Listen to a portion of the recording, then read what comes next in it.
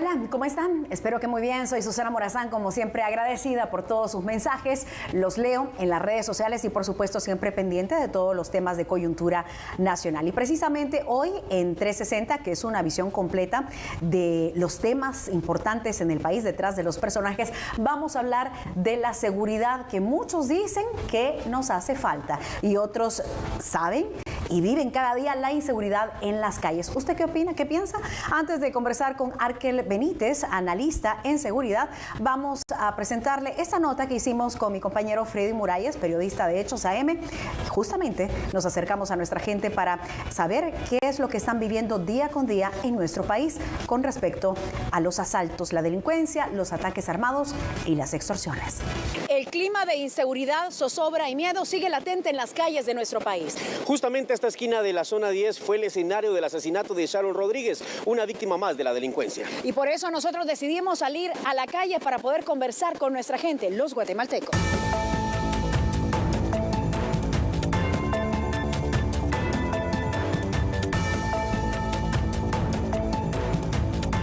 Definitivamente las calles de nuestra querida Guatemala no son seguras principalmente para nosotros las mujeres, ¿verdad? Hay inseguridad, incluso el hecho de decir voy a la tienda, ¿verdad? Con el simple hecho de decir voy a la tienda, pues ya estamos como con el pendiente, ¿verdad? De cualquier tipo de situación, porque no estamos libres de nada, ¿verdad?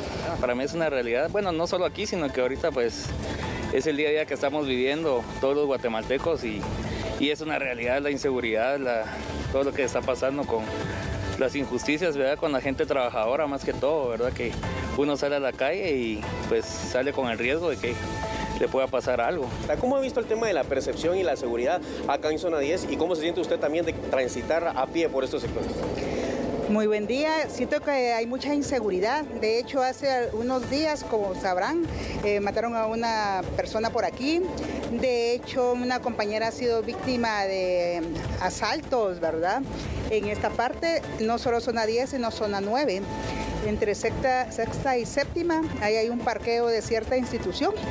Y de hecho, hace poco al guardia de seguridad también fue baleado ahí. La verdad es que depende de la hora que esté caminando. A estas horas usted es tranquilo, aquella esquina es un poco peligrosa porque la gente anda muy distraída.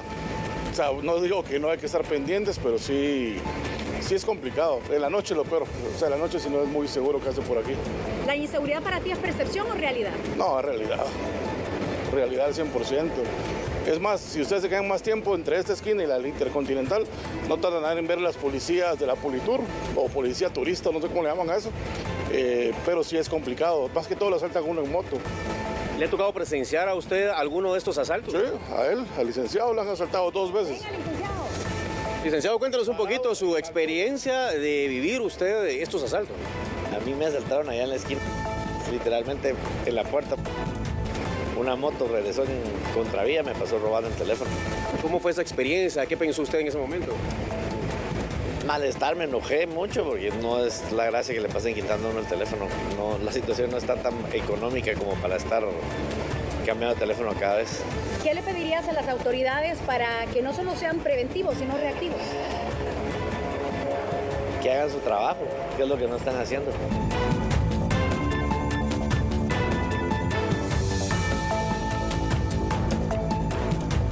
Permítame comentarle que como primer paso Policía Nacional Civil ha realizado algunos cambios con los jefes de comisarías, precisamente la comisaría 11 que cubre el sector de zona 9 y comisaría 13 que cubre el sector de zona 10. Se han reorganizado algunos servicios y ya se nombró un patrullaje motorizado para que sobre la principal calzada precisamente haga recorridos y por supuesto identifique a personas, específicamente personas que se movilizan en las motocicletas. Este vehículo de 2 ruedas es utilizado para cometer algunos ilícitos tomando en cuenta que tiene fácil desplazamiento. Por lo mismo, Policía Nacional Civil hará su trabajo a bordo de unidades motorizadas para la identificación de personas. Se estarán solicitando solvencias Y aparte de ello, llamamos a la población, la invitamos a que denuncie a través del teléfono 110 o 1561 al momento de notar algo que sea sospechoso. Alguna persona parada en alguna intersección a bordo de motocicleta, 2 personas que nos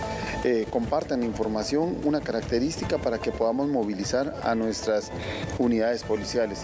Y aunque la Policía Nacional Civil ha incrementado los operativos en puntos estratégicos, la ciudadanía opina que no es suficiente. La zona 10 puede seguir siendo un lugar para disfrutar, pero para eso hay que recuperar la tranquilidad y la confianza de los guatemaltecos para circular por esta área. Susana Morazán y Freddy Muralles, Fuerza Informativa Azteca. Arkel, muchísimas gracias por aceptar la invitación. Gracias, Susana, un placer estar contigo. Muchas gracias. Nosotros tenemos una visión muy cerrada cuando no se nos da la oportunidad de salir del escritorio. Y precisamente lo decía con mi compañero Freddy Muralles, que era importante estar cerca de nuestra gente. Y al estar cerca, y también nosotros como ciudadanos, nos damos cuenta de la inseguridad. Ahí pudimos apreciar en la nota cómo muchos guatemaltecos están preocupados. Quizá a ellos todavía, gracias a Dios, no les ha pasado esto de los asaltos o las extorsiones, pero lo vemos como el pan de cada día. ¿Cuál es tu lectura con respecto a lo que se vive en el país? Bueno, yo creo que efectivamente hay un temor generalizado de la población guatemalteca, especialmente de aquellos que están pues en el día a día, que tienen que salir a hacer sus diversas actividades, ¿verdad?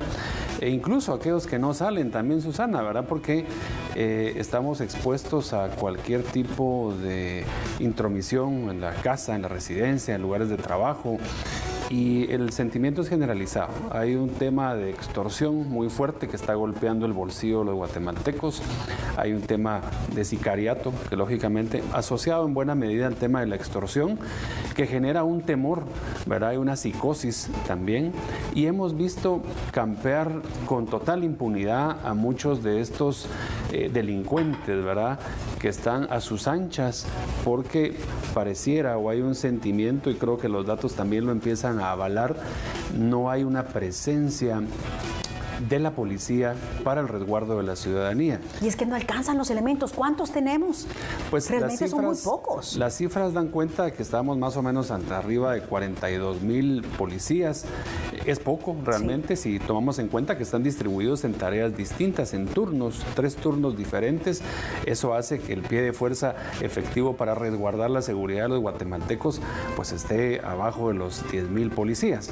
A ello sumémosle que en ocasiones, producto de esos problemas que también hay extraterritoriales o digamos transnacionales, como el tema de que a veces hay que ir a hacer erradicaciones de plantaciones de droga al interior del país y que hay que movilizar más de 1,000 policías, eso hace una merma también en esa sensación de inseguridad. O de los funcionarios que también andan rodeados de seguridad, que la verdad a veces choca en lo absurdo porque tenemos a ciudadanos de a pie, nuestra gente honrada guatemalteca, que necesita esos agentes de la policía y se están ocupando para funcionar. Yo no digo que ellos no merezcan tener seguridad, sí, pero hay que hacer una evaluación también y a veces siento que es demasiada la cantidad que algunos de ellos andan. En lugar de andar 5 o 6 podrían hacer una evaluación y bueno, disminuir esa cantidad. Claro, el análisis de riesgo es el instrumento que se utiliza para medir realmente cuántos policías debiese asignarse a distintos tipos de funcionarios. Yo creo que los que están encargados de la seguridad pues lógicamente tienen un tema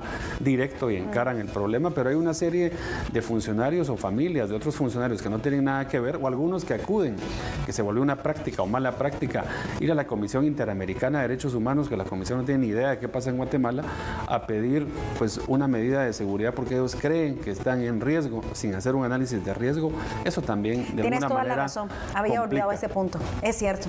Y bueno, es así como nos vemos acorralados los ciudadanos porque no tenemos la certeza de que vamos a salir a trabajar para traer el pan de cada día, porque de repente en lugar de encontrar puertas abiertas para inversiones o para las ventas, nuestros comerciantes informales como este que perdió la vida en Antigua Guatemala, un lugar altamente turístico, reconocido y querido por muchos, y que ahí ¿a cuántos metros fue del Parque Central que a una asesinaron? cuadra. A una cuadra. A una cuadra.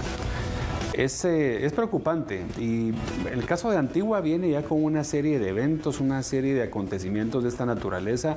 Hay una pérdida total del control, pareciera que la gobernación está esfumada, problemas también de orden público, de ornato también en la municipalidad, una conflictividad interna, pero hemos visto este fenómeno en otros departamentos, ¿verdad? Yo he manifestado también que lamentablemente Jalapa, departamentos como Jalapa, que antes pues la noticia de Jalapa era que tal vez algún borracho había sacado un cuchillo, hoy está en el top 5 de los departamentos más violentos del país, y eso pues preocupa lógicamente también el hecho de que hay una mutación, hay un movimiento también del crimen organizado que está llegando a esos lugares que antes prácticamente eran pacíficos, y hoy vemos que lamentablemente, como el caso de la Antigua, la misma zona 14 que también tuvo recientemente un incidente armado donde falleció un emprendedor, pues lamentablemente está cobrando la vida de ese tipo de personas, emprendedoras, gente joven. Nosotros tenemos como país un bono demográfico impresionante con la cantidad de jóvenes que tenemos, ¿verdad? Un país que pudiera ser punta de lanza en muchos temas, pero la violencia no está dando tregua, lamentablemente, y no hay medidas que uno vislumbre que sean estratégicas, que vayan enfocadas a la neutralización del crimen organizado, y eso pues agudiza esa sensación de temor que tenemos hoy los guatemaltecos. Y bueno, a mí que me toca todos los días dar noticias, la verdad que no es nada agradable y no podemos normalizar, es lo que yo siempre digo. No podemos decir como, aquí está la noticia de un ataque armado donde 2 personas han perdido la vida y yo me enfoco en que, voy a tener tráfico para poder circular. Yo entiendo, sí, obvio que nos va a repercutir, pero estamos hablando de vidas que se están perdiendo. Hay una analogía que me parece un poco tosca que hago yo y que a muchos les ofende, pero la verdad me gusta siempre traerla a la mesa de discusión con expertos como tú, porque es algo que no podemos cerrar los ojos y decir que no está pasando, es en nuestra región centroamericana. Cuando tú vienes y fumigas tu casa, tú y yo somos vecinos, o usted conmigo somos vecinos, fumiga su casa, pero yo no la fumigo, y todos fumigan, pero yo digo, no, yo no tengo presupuesto, etcétera. Puedo poner muchas excusas. ¿Qué va a pasar? Los insectos, las cucarachas, los bichos se van a venir a la casa, ¿no? Así es. Y lo digo porque se ha atribuido por parte de algunos funcionarios que yo no digo que esté mal. Sí, hay que hacer el análisis, yo no soy experta, pero como ciudadana, como una comunicadora, me pongo a pensar, está bien, dan la respuesta de que no, es que esto es producto, la violencia, que primero decían que era percepción, ya después ahora con un punto porcentual en comparación al año pasado, ya dicen sí, es la realidad lo que se está viviendo. Claro. Esto es por el enfrentamiento de pandillas y maras, pero que se piensa que con una declaración así los ciudadanos van a estar tranquilos, bueno, como ya saben que esto es entre maras, se les olvida de que estamos viendo escenas sangrientas que pueden tener daños colaterales perjudicando a nuestra gente. Es que hay que fumigar también nosotros la casa, no podemos dejarla así. Así es. No, y tú tocas un tema muy importante, es una excelente analogía para entender también cómo el fenómeno criminal migra de un lugar a otro. Esa teoría neoyorquina de las ventanas rotas también, que da cuenta de esos espacios de oportunidad que el crimen va encontrando en aquellos lugares donde no hay una densidad del Estado, una presencia, que en este caso la primera carta de presentación es la policía, ¿verdad? Los cuerpos de seguridad. Entonces ahí aprovecha el crimen organizado para este tipo de situaciones. Y yo me iría, digamos, un poco más abriendo las fronteras de nuestro país. Si tú ves cuál es la situación que hoy tiene El Salvador, Honduras, Nicaragua, Costa Rica. Costa Rica, pues ellos se han llamado siempre la Suiza de Centroamérica, ¿verdad? Pero hoy, lamentablemente, la Suiza de Centroamérica está con una tasa de homicidios muy elevada, se ha disparado increíblemente la delincuencia, producto de que han entrado algunos regímenes un poco al estilo también de lo que era López Obrador, ¿verdad? Abracémonos porque aquí el crimen organizado nos va a abrazar también, ¿verdad? Y no balazos porque el crimen organizado es bueno. Ese buenismo que no lleva aparejadas estrategias de contención, de prevención ni de represión del delito, lo que hace es que nos relajemos. Y como ciudadanos y especialmente como gobernantes no debemos perder la capacidad de asombro, que era lo que tú decías.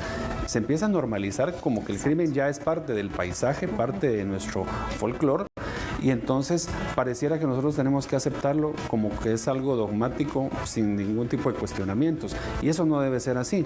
Algunos valientes presidentes de la región lo han encarado pues sin ningún tipo de miramientos, tal es el caso del presidente Bukele en El Salvador. Entonces esto está generando que veamos y que comparemos lógicamente. Hoy en las redes sociales es inevitable compararse entre países, entre sociedades, lo que está ocurriendo, y pues echamos en falta que en Guatemala no tengamos un liderazgo fuerte, claro, para enfrentar con valentía y con pantalones el problema de la delincuencia. Tenemos que hacer una pausa comercial. Vamos a seguir conversando sobre este tema. Como siempre, les recuerdo que tenemos nuestras redes sociales abiertas con el respeto, que es lo que yo siempre solicito a todos, aunque de repente por ahí pues algunos se ponen intensos, se entiende, pero yo creo que podemos llegar a dialogar. Usted puede tener un punto de vista distinto al mío, al de los demás, y está bien, hay que expresarlo, pero siempre con respeto. Así que ahí están las redes sociales. Nosotros vamos a la pausa, somos 360. Ya volvemos aquí por TV Azteca Guate.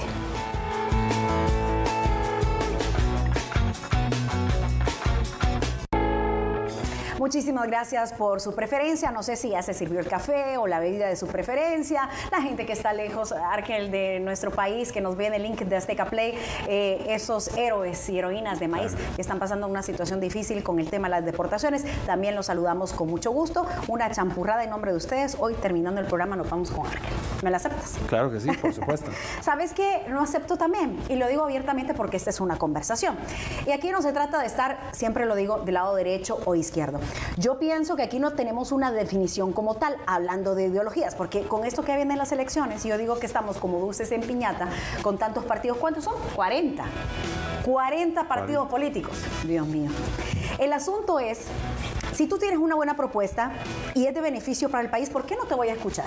Si de este lado tienen otra, también. Yo creo que por ahí es donde deberíamos nosotros entender que el país puede construirse, pero desde ideas que sirvan a la población y que no sirvan a los funcionarios, que por ahí lo único que hacen es realmente beneficiarse ellos en sus propios intereses.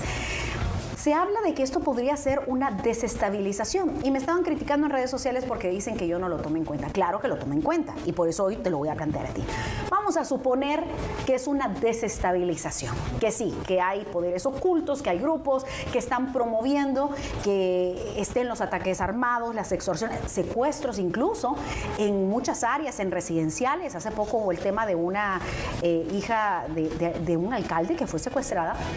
Pero si es así, es igual violencia. ¿No crees tú que de todas formas se debería de actuar independientemente de lo que sea? Se identifica el problema, pero aquí es ¿qué puedo hacer para desarticular? Porque si no, solo llevo de paseo a los delincuentes porque se van a tribunales y los dejan libres. Claro. ¿Qué se debería de hacer o cómo deberíamos de abordar esta problemática?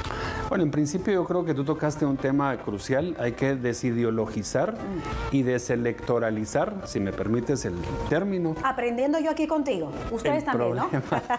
Sí, o sea, quitarle ese prisma ideológico y electoral al tema de la seguridad. Y fíjate que en los últimos años, las últimas 2 décadas, fue precisamente la izquierda. O sea, sé que no vamos a hablar de temas de izquierda o de derecha, pero fue un influjo muy grande de una idea de izquierda, digamos, el que pusiéramos al centro de las políticas públicas a la persona humana, al ser humano y demás. Pero claro, hubo quien empezó a reclamar de que está bien, pongámoslo al centro, y eso es importante, el ciudadano tiene que estar al centro, pero llenémoslo de datos, de información, de evidencia. Y hoy la evidencia lo que nos dice es que hoy el crimen se mide por datos, por cifras. Llega un momento en que, aunque tu narrativa sea una narrativa, pues como la de en su momento el presidente de México, abrazos y no balazos, al final del día lo que la gente reclama son los datos, porque el primero que siente el dato, Susana, es el ciudadano de a pie que está padeciendo la violencia. Luego viene hacia arriba, como si fuera un efecto ósmosis, ¿verdad? Llega a los medios de comunicación, que también con mucha valentía se paran y dicen la información porque tienen datos, tienen las cifras. Nadie está queriendo de ninguna manera entorpecer la cara a ningún gobierno. Es más, si el gobierno está bien, ganar ganamos los ciudadanos. Totalmente. Si el gobierno está mal, perdemos los ciudadanos. Pero no por eso podemos dejar de decir las cosas con datos, con cifras, con hechos, y la prensa ahí juega un rol determinante. Y entonces esto conecta precisamente con la idea de lo que tú mencionabas. ¿Qué hacer cuando esa persona es capturada, ese delincuente es capturado y vemos como que si los tribunales tuvieran puertas giratorias? Porque entra y sale. Algunos ya ni siquiera llegan a los juzgados, salen de la comisaría, que es lo más penoso y lo más preocupante. Entonces, ante esa anomia, que es el término, creo yo, correcto, en donde las personas prefieren prescindir de la ley, prescindir de las normas y buscar justicia por propia mano, empezamos a ver lo que hace algunos días también vimos, linchamientos en algunas áreas del país, que había estado ya muy bajo este tipo de situaciones, pero se está otra vez presentando, fruto de que no hay, digamos, esa respuesta institucional del sistema de justicia que logre frenar y logre generar un clima de sensación de Estado de Derecho, de sensación de justicia. Entonces la población empieza a buscárselas por sí solos. Porque están cansados. Porque se cansan, hay un hartazgo. Tienen que defender su vida y la de los demás. Exactamente, y lo que no puede la Corte de Constitucionalidad es venir y sacar sentencias como las que ha sacado, en donde la gente que quiere debatir sobre los temas de país, pues no puede hacerlo porque se vislumbra que puede ser un posible candidato que quiere promocionar su imagen. No puede censurarse el debate de los temas profundos del país. Yo esta Corte, y hoy lo voy a decir por primera vez, y aquí en tu programa, Susana, esta Corte de Constitucionalidad hay que jubilarla ya. Hay que dar paso a nuevos juristas que puedan innovar en la Corte de Constitucionalidad. El derecho es dinámico, requiere de innovación, y hay sentencias que no van acorde del futuro de este país, como por ejemplo el tema de venir y censurar el debate de un país. En Europa uno puede pasar viendo 24 horas de debate público sobre la situación del país, sobre la política del país, y no puede ser que estos señores, que ya pues vivieron una época donde han sido muchos de ellos funcionarios. Si tú ves a los miembros de la Corte de Constitucionalidad, todos han pasado ya por todos los organismos, y qué bueno. Han sido presidentes de corte, han sido fiscales generales, han estado en todos lados. Yo creo que es paso a que ellos, ahora que viene la elección de Cortes el próximo año, pues podamos los guatemaltecos buscar, y creo que es un ejercicio importante de la Universidad de San Carlos, de la misma Corte Suprema de Justicia, del propio presidente de la República, que nombren y deleguen funcionarios que permitan ese debate, esa reflexión. El tema es que si hay voluntad política o no para hacerlo, porque definitivamente yo creo que eso es lo que nos hace falta, abrir la mente y recordar que si no, estamos coartando la libertad de expresión. Totalmente, y tú has tenido aquí en este mismo foro excelentes juristas, gente que tiene una mentalidad un poco más futurista, digamos, acerca de cómo aplicar el derecho, de cómo interpretar el derecho, y sobre todo qué es lo que quiere el país en este momento, qué necesita esa masa crítica significativa de gente joven que está buscando un mejor país, un mejor futuro. Hay una sensación de déficit de futuro en nuestros jóvenes, muchos de ellos migran, tú lo mencionabas, esos nuestros hermanos migrantes que están en Estados Unidos, que gracias a ellos, en términos macroeconómicos, el PIB, nuestra economía se mantiene sumamente estable. Totalmente. Claro, lo que pasa es de que hay una bonanza macroeconómica que es un poco etérea, pero el microbolsillo del guatemalteco está resentido, está tocado, y por eso estamos siendo nosotros lamentablemente el principal producto de exportación, mal que lo digamos y lo decimos con el cariño hacia nuestros hermanos migrantes, porque nos preocupa que sea así esa realidad. Son seres humanos hacia otros países que no encuentran en Guatemala una oportunidad para prosperar y que no encuentran el sueño guatemalteco, que quién no quiere a su país. Tenemos un hermoso país, ¿verdad? Y todos los que están afuera pues están añorando volver, porque claro, es nuestra tierra, es un país hermoso y todos queremos vivir en Guatemala, pero no bajo las circunstancias que una clase política malagradecida nos ha llevado en este momento al lugar en donde estamos, un país que lamentablemente no va caminando hacia ningún lugar. Yo no sé si es mi sensación, pero percibo que hay un estira y encoge de muchos lados, y al final es como que estuviésemos jugando ping-pong ¿verdad? Y no nos estamos ocupando de los temas que realmente importan. Y no lo digo solamente por este gobierno, porque al parecer muchos y muchas, que sé que son los maravillosos netseteros a los que les mando un fuerte abrazo y beso en la televisión, me encanta que salgan y que hablen y que expresen, porque yo sé que si no, no les pagan. Y a mí me preocupa su economía, así que sigan enviando su odio. El punto aquí es que definitivamente no podemos dejarnos guiar por ese jueguito, porque también gobiernos anteriores se ha visto que no progresamos. Correcto. Tenemos el tema de salud. Bueno, para no ir muy lejos, yo sé que esto a algunos les incomoda, pero no estoy hablando solo de la salud pública, la salud mental, el Federico Mora que está abandonado. Y sí, yo hablo porque tengo muchas familias que también tienen que atravesar por este tema de la salud mental y no hay forma que se les apoye. Hasta hoy recién se va a presentar una iniciativa de ley. Igual con el tema de la inseguridad, para no ir tan lejos. Claro. Entonces, hay diferencias, sí. Hay análisis, hay percepciones, realidades, pero realmente, ¿por qué nos perdemos, Argel? ¿Por qué realmente no empezamos a trabajar? ¿Será que no existen estadistas reales? Me decía alguien, usted vaya a buscar al presidente. Yo digo, ¿para qué voy a buscar al presidente? Con todo respeto, el doctor Bernardo Arévalo, pues es mi presidente también y respeto mi autoridad. Pero me dice, vaya a buscarlo y dígale que saque al ejército a las calles. Pero, bueno, el Ejecutivo no trabaja solo, está Gobernación, claro, está el Legislativo, y por ahí, ¿qué podemos hacer nosotros como ciudadanos? ¿Qué, tú como analista, qué le sugieres, por ejemplo, a estas personas que me hablan y me piden esto, que realmente, como les digo, no se va a solucionar, porque no es que él vaya a salir y ya... Si te das cuenta, ellos ven en ti esa figura de liderazgo social, digamos, como comunicadora, y básicamente lo que están buscando es un puente. O sea, ellos están pidiéndote a ti, como por el éxito que tú has tenido en los medios de comunicación, que tú puedas ser esa voz de ellos.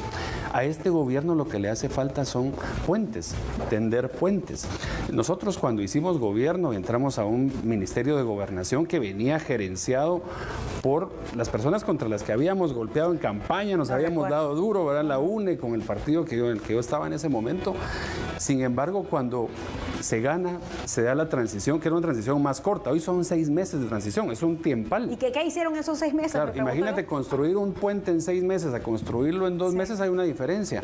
Y sin embargo, en ese poco tiempo logramos sentarnos, en ese momento era el ministro Menocal, y nos habíamos tirado los pelos en campaña. Pero llega un momento en que tú tienes que sentarte y decir, esto es por el país, esto es Guatemala, y nosotros, muchas de las políticas de Menocal, yo lo he dicho abiertamente, nosotros las seguimos. Ese es el éxito que tuvo, pasar de un gobierno, de un corte ideológico con el que nos habíamos golpeado, nos habíamos dado duro, que había una polarización en campaña, pues llegamos a un acuerdo en el sentido de decir, no, estas políticas están bien hechas, continuémoslas. Démosle seguimiento. Démosle seguimiento, así es como se da un impulso muy importante a la baja, digamos, de los indicadores de la incidencia criminal acumulada. Si tú la ves, hay una baja sostenida. Después vienen ya los egos. Yo creo que tú preguntabas, pero ¿qué es lo que pasa? Hay muchos egos también en política de los funcionarios que no están muy bien amoblados y acomodados también, no tienen una seguridad en cuanto a los conocimientos que poseen para gobernar. Yo creo que el presidente Arévalo, que ha sido una persona que ha escrito libros, una persona que le ha gustado el tema de la seguridad, fue parte de la Comisión de Gobernación y de Seguridad en el Congreso de la República cuando fue diputado. Quisiera entender que él comprende este tema, o por lo menos tiene una sensibilidad sobre este asunto. Yo creo que él debiese buscar la manera de, se lo está reclamando mucha gente además, de tender puentes con personas experimentadas. El problema es que pareciera que para ellos todo lo que no es de ellos y que piensa distinto a ellos... Va en su contra.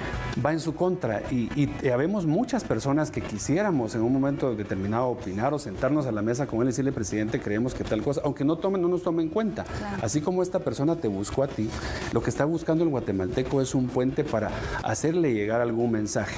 Vi recientemente que hizo como un conversatorio, ¿verdad? Sí. Pero creo que ese conversatorio podría escalar a especializarlo, ir por especialidades, temas de salud. ¿Cuántos médicos hay en Guatemala, Susana, brillantes, que son ejemplo en América Latina? Hay muchos que están incluso fuera porque son tan buenos que ha habido una fuga de cerebros a nivel intelectual también, que creo yo que estarían deseosos de poder aportarle al país en un tema que, si hablamos de la seguridad que está complicada, la salud lo está todavía más a nivel institucional y sanitario. Entonces creo que hace falta que el gobierno le dé una pensada, que reflexione un poco acerca de la posibilidad de abrir el diálogo con otros sectores que piensan distintos. Y yo creo que el presidente se va a llevar una grata sorpresa, en el sentido de que hay gente que piensa lo contrario, incluso gente que probablemente lo haya atacado en redes sociales, que sentado enfrente de él lo va a atender con respeto y creo que le va a decir como debe ser, porque es el presidente, claro, es el presidente de la República. Entonces, miren, si hasta Yamatei, que fue uno de los más autoritarios que hemos tenido, de hecho Yamatei entró con una fuerza autoritaria, claro, lo agarró de por medio de la pandemia, pero hasta él tendió puentes de diálogo para platicar. Entonces yo creo que esa visión o esa vocación democrática que dice el presidente tener y que la hemos visto en foros, lo hemos visto en foros internacionales, en sus libros, en sus obras, yo creo que eso le hace falta en este momento al país, entender que un gobierno no puede solo y eso no está mal que se reconozca. Yo creo que un buen principio fue el que el ministro de Gobernación haya salido a decir, señores, subieron los homicidios. O sea, reconocer el problema. Ahora, ¿qué viene después de acá? ¿Me lo dices después de la pausa? Claro que sí. Ya volvemos.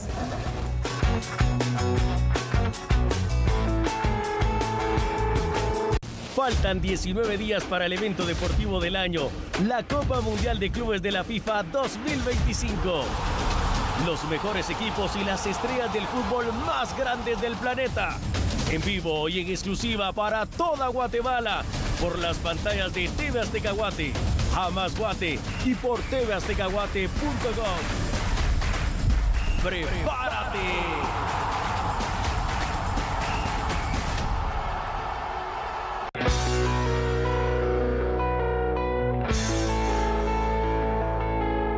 Continuamos en Susana 360, muy interesante poder tener esta lectura y análisis desde la perspectiva de un analista en seguridad que ha tenido la oportunidad de trabajar muy de cerca también en estos temas en algún gobierno del pasado. Arkel, tú nos hablabas de este momento donde sale el señor ministro de Gobernación, que por ahí me decían, Susana, le están pagando porque ella siempre reconoce y aumenta y hace sensacionalismo de las notas. Es que en el noticiero yo no mando y digo, miren, sáquenme 3 ataques armados. Es lo que hay. Y lo que pasa es que me pongo en los zapatos de los ciudadanos y digo, qué terrible, otra familia más sufriendo el común denominador de la inseguridad. Y vienen y lo toman como que yo inventaba y quería ir en contra del señor ministro que decía que era una percepción. Y es que ahí nos vamos a poner con juegos de palabras. Claro. Yo tengo una realidad y obviamente que mi percepción de este teléfono es muy distinta a la tuya. Es como el famoso 8 de una imagen que circuló en redes sociales, que tú lo ves de una forma y yo de otra. Tú nos compartías del momento donde el ministro de Gobernación viene y que me parece positivo dar la cara a la población, que es lo que se necesita. Ellos tienen que trabajar, lo sé, pero la parte de comunicación es como en relaciones de pareja o de familia. Si no hay comunicación, esto se muere, se viene para abajo. Él sale y reconoce. Ahí nos quedamos contigo. Sí, yo creo que ese es un punto, un buen síntoma, digamos, de que hay una intención de salir a arreglar el problema. Ahora lo que tocaría es, además de tender puentes, y yo no te digo solamente puentes hacia sectores, sino que algo muy importante y ha faltado es el diálogo con los alcaldes. Al final, el país está representado, digamos, en 340 municipios y sus comunidades, por supuesto, que son importantísimas. Pero los alcaldes tienen un liderazgo, son los que viven el día a día, el cuerpo a cuerpo con la ciudadanía, que tienen mucho que decirle a un presidente sobre cómo pueden afrontar ellos, conocen la situación, conocen la realidad. Hay alcaldes, yo platicaba hace unos días con un alcalde, este alcalde que está en Suchitepeques empieza a despachar a las 2:30 de la mañana, con tal de que pueda atender a la ciudadanía hasta las 8, a las 8 empezar con sus reuniones institucionales. Hay gente que está trabajando, Susana. Ese tipo de alcaldes sería el mejor aliado que cualquier presidente, que cualquier ministro de Gobernación quisiera tener para poder enfrentar no solo el tema de la inseguridad, el tema de las carreteras, el tema comercial, económico. Creo yo que, lógicamente, cuando uno ve la pirámide del famoso Maslow, ¿verdad? La pirámide de Maslow, las seguridad es fundamental, ¿verdad? Es el segundo escalón, ¿verdad? Lo primero son tus necesidades fisiológicas, el hambre, etcétera. Pero luego viene la seguridad. Sin seguridad no puedes pasar al siguiente peldaño.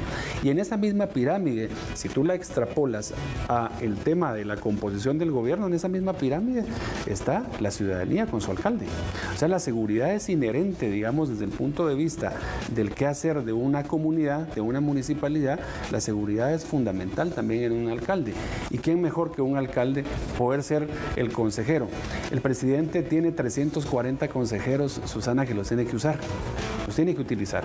Y creo yo que no se está trabajando en ello, y eso es importante porque puede hacer descansar en la seguridad comunitaria que viene de la comuna, de la municipalidad, hacer reposar en ellos, con el apoyo de la policía, por supuesto, el tema de esa seguridad ciudadana, atenderlos, ver qué necesitan. Pero hoy están abandonados, siento yo, 340 alcaldes que solo están buscando qué pueden sacar por ahí para llevar a la comunidad del tema de las obras, que está también corrompido el sistema de consejos de desarrollo en cuanto a la infraestructura pública, pero hay muchos más temas. La seguridad es uno de ellos que el gobierno central puede apoyar sin ningún tipo de problemas. Se pierden los presupuestos por no dárselos a las comunidades, a la población, y mejorar el problema de la inseguridad. Difícil situación, porque al final todos estamos en el mismo barco. Claro, algunos en lanchita, otros apenas con un salvavidas, claro. pero aquí vamos todos remando y nadando, tratando de sacar el país adelante. ¿Será que no hay planes de gobierno definidos? Porque yo me pongo a pensar, nunca he estado en un partido político. No voy a decir que no me interesa, porque uno nunca debe decir, pero nunca he estado en uno. Pero pienso que si ellos se prepararan, lejos de ganar votos, en preparar, porque sí conocí a un par de partidos políticos que cuando yo me sentaba a preguntarles, porque yo quería aprender y quería saber qué tenían preparado para enfrentar la inseguridad, las cifras, cómo está la red de hospitales, la desnutrición, no tenían plan de gobierno. Y que cuando ya estaban a pocos meses y que quizá iban encabezando las encuestas, hasta ahí empezaban el ministro a poner sus piezas, que yo lo veo que es como un juego de ajedrez, en favor de ganar la partida para el país. Entonces, ¿será porque no tenemos gente que realmente esté preparada académicamente? Y no digo de títulos, porque un título no te va a definir, pero sí es importante que tengas la expertise y la inteligencia, no solo académica, también emocional. Claro. Y la corrupción fuera de tu sistema también, porque si no, desde ahí ya estamos mal. Claro, sí, hay gente preparada. De hecho, en las mismas filas de la Policía Nacional Civil hay gente que ya son abogados, criminólogos, especialistas en criminalística, en ciencias policiales. Yo creo que sí están estas personas. De hecho, hay un plan, el CEGEPLAN, el famoso CATUM, que todavía está vigente hasta el 2032. Ahí están las metas presidenciales para distintas áreas, para salud, para economía, infraestructura, seguridad, etcétera, educación. Esa es la guía que al final se ha quedado como un referente, como de requisito. Pongamos que está el CATUM, que está basado en el CATUM, pero nadie lee el CATUM. El CATUM es un documento de ese tamaño. Y yo no creo que haya un funcionario que lo primero que haga el primer día de trabajo es leerse el CATUM. Es difícil que lo hagan. Entonces sí, hay gente que está preparada en lo académico, pero también el sector público, Susana, te exige una preparación especializada en administración pública. Hasta hace muy poco las carreras, las universidades empezaron a ofertar este tipo de preparación, que es sumamente importante, pero al final la mejor preparación te la da estando, la práctica, estando ahí. Y hay gente que de aprender y de escuchar a diferentes sectores. Si tú tienes esa voluntad, si tú de verdad amas al país, ayer decía una diputada, ¿verdad? Que uno ya no sabe ni qué creer, es que íbamos con locura a Guatemala, ¿verdad? Pero al final no llegan a trabajar y están bueno cómo le dan la vuelta al Congreso, a las leyes. Pero si un funcionario ama con locura a su país, ¿verdad? Que los hay gente que pues hemos servido con mucho amor al país, la curva de aprendizaje va a ser muy corta, porque le va a dedicar mucho más tiempo, hasta el tiempo libre, porque le puede apasionar la administración pública, el servicio público. Y creo yo que ahí hay que buscar esos funcionarios que puedan dar esa mía extra, como dicen, ¿verdad? Para poder servirle de mejor manera al país y hacer planes. Hoy hay proyectos, incluso en las municipalidades. Hay municipalidades que han sido tan desatendidas en el tema de seguridad que los alcaldes han contratado gente para hacer sus propias políticas municipales de seguridad. O se han contratado empresas, hay algunos que han puesto pues cámaras que definen algún tipo de estrategia para... O sea, hay gente que está haciendo planes de seguridad. Entonces, el recurso humano creo yo que lo tenemos, hay mucha gente preparada hoy por hoy para servir al país en el ámbito público, pero el tema es, ¿están siendo escuchados? ¿Hay un canal de comunicación para que esa gente pueda entrar? Y te aseguro que habría gente que lo haría incluso hasta ad honorem. Sí. Que en paz descanse doña Adelita Camacho de Torrellarte, una gran señora, ¿verdad? Que tanto que apoyó en el levantado anímico de las filas de la Policía Nacional Civil sin una gran preparación, pero fue una señora que aprendió. Cuando tú hablabas con Adelita, con todo cariño, por supuesto su memoria, Adelita ya te manejaba un montón de terminología policíaca, pero fue porque le dedicó con amor y sirvió a la Policía Nacional Civil sin percibir un solo quetzal. Quiero tocar otro punto antes que se nos termine el tiempo, porque me parece que es un programa muy interesante el poder escucharte y aprender también y poder tener un panorama completo como ciudadanos de lo que estamos viviendo. Otro punto que podría ser como la manzana de la discordia son los centros carcelarios. Esto que está podrido desde la raíz. Yo veo y presento cada mañana en las noticias requisa por aquí, por allá, y está bien, pero el asunto es que terminamos haciendo un círculo vicioso porque llego a la cárcel, decomiso celulares, cargadores, etcétera, etcétera, que es donde están delinquiendo, que es como un nido de víboras. Parece que ahí mismo es un hotel donde se van a hospedar y a trabajar desde ahí, porque así lo ven, porque yo a eso no le llamo trabajo, eso es delincuencia organizada. Y después entran, les quitan los celulares y todo lo que están ocupando para realizar extorsiones y entran de nuevo. ¿Qué nos hace falta en el sistema penitenciario? ¿Por qué no logra este gobierno y gobiernos anteriores poder limpiar y hacer realmente un sistema que funcione? Porque son privados de libertad. Ojo, que yo no estoy diciendo que faltemos a los derechos humanos, definitivamente que no, pero ¿qué pasa con los derechos de nosotros los ciudadanos que estamos afuera y que vemos día con día cómo el sistema penitenciario permite que entren ese tipo de ilícitos para seguir delinquiendo? Pues mira, lo que hay que hacer en Guatemala para el sistema penitenciario es invertir $500 millones en infraestructura, como mínimo.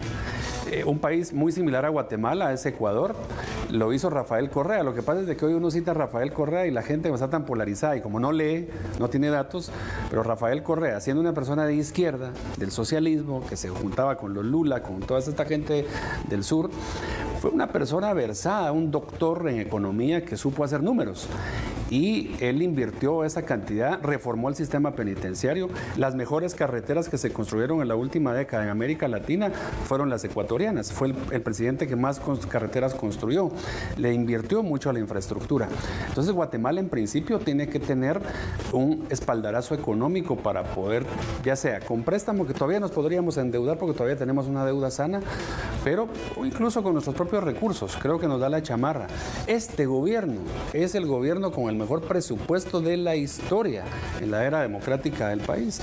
Pero aún así, si quisiéramos acudir al endeudamiento internacional, podríamos, con tal de invertir en infraestructura y lógicamente hacer un cambio del modelo de gestión penitenciaria. Podríamos adoptar, por ejemplo, el modelo dominicano, que no es malo, y luego pasar ya a un nivel más alto, que yo sí considero que deberíamos de buscar el apoyo del presidente Bukele de El Salvador en cuanto a la transferencia de algunas prácticas de lo que él está haciendo. Qué bueno que lo mencionas tú, porque si lo menciono yo, ya me están deportando para El Salvador. Me dicen que Susana se regrese a su país. Dicho sea de paso, somos centroamericanos. Yo nací en Guatemala. Yo soy guatemalteca de origen. Yo soy guatemalteca. Claro. Lo que pasa es que crecí, bueno, no crecí, me quedé chiquitita, ¿no? Pero me crié en El Salvador y pues uno puede reconocer, independientemente de que hay cosas con las cuales no se está de acuerdo y otras que sí, pero lo bueno se reconoce. Y algunos tienen miedo que, por ejemplo, Bukele un día venga y toque en Cancillería y diga, miren, señores, ahora quiero ser guatemalteco, porque lo puede hacer, sí, ¿verdad? Por suerte es él. Y vaya que Iván Velázquez, pues no se le permite eso, ahora porque él es colombiano. No se le permitiría, solo eso faltaría, que pudiéramos tener una persona como él.